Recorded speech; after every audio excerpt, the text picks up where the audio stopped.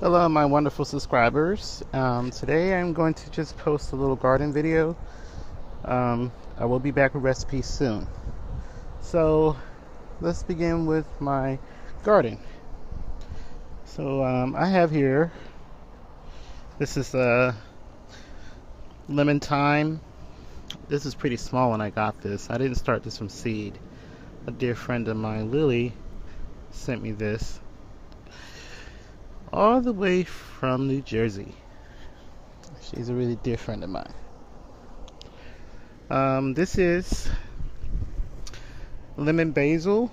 I got these seeds from Leanne Steinmetz, a really good, great friend of mine. She's also on YouTube. I started this from seed about 2.5 months ago, and it's doing quite nice. Has a nice lemon aroma. I've been pinching the top of these.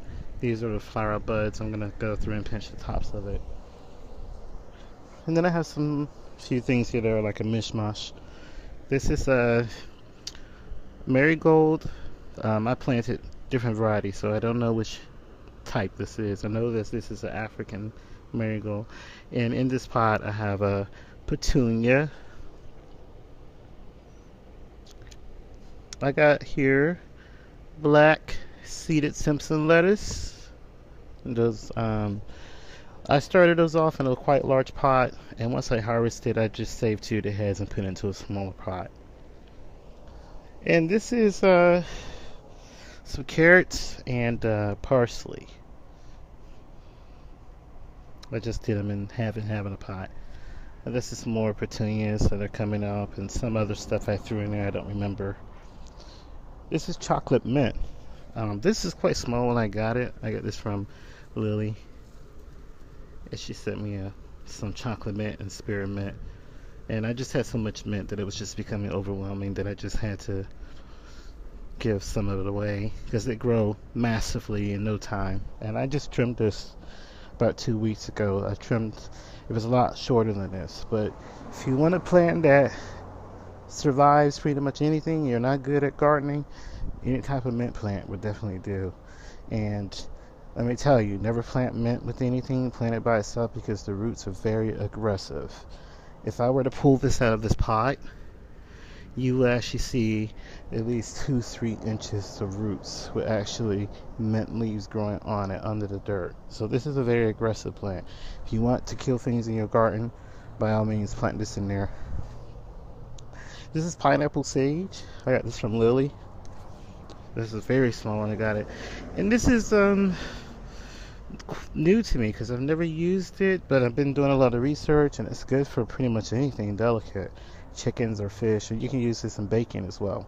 And it has a very sweet scent, a very light sage scent, but a very strong pineapple scent, and it's slightly sweet.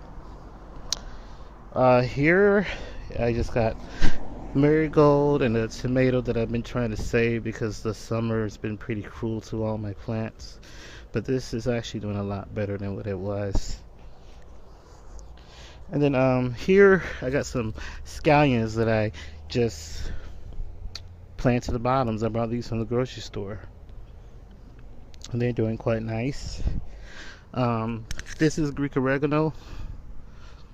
And I propagated this from my bigger plant, and I'll show you that one in a minute. But I just took one branch off, peeled off half of the leaves, and just stuck it into the dirt, and it took. So a lot of these plants that have like these little fuzz on the outside, I don't know if you can see that clear, but the fuzz, they're quite easy to propagate. You just stick it in the dirt and water it.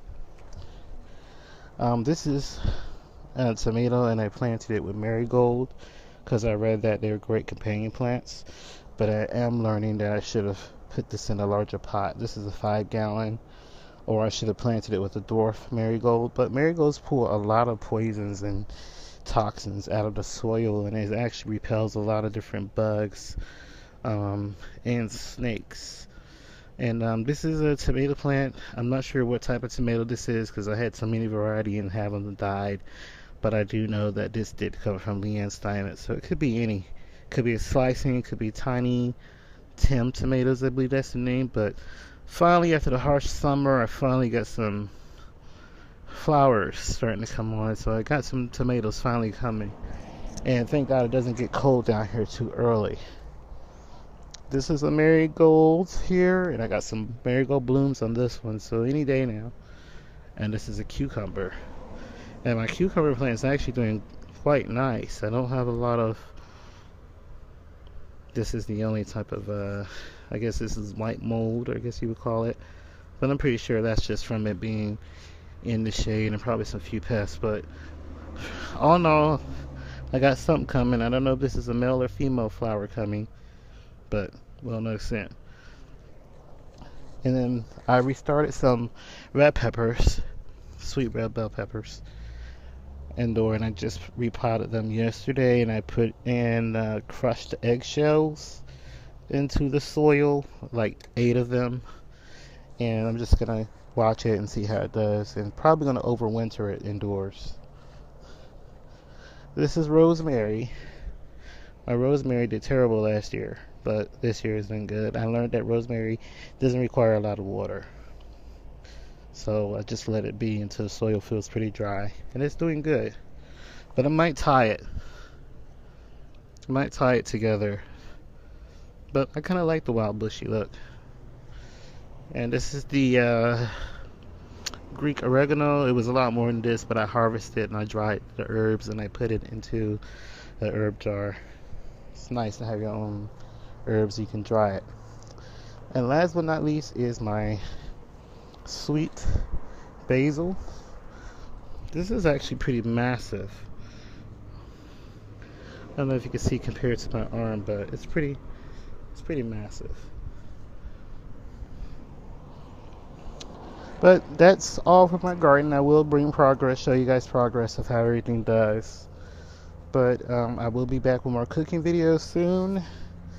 And remember, you guys, live and be well. Do all you can to stop all bullying and abuse. And please leave a comment, rate, subscribe. Visit my social media sites on Facebook and Twitter, Instagram. Thanks for watching.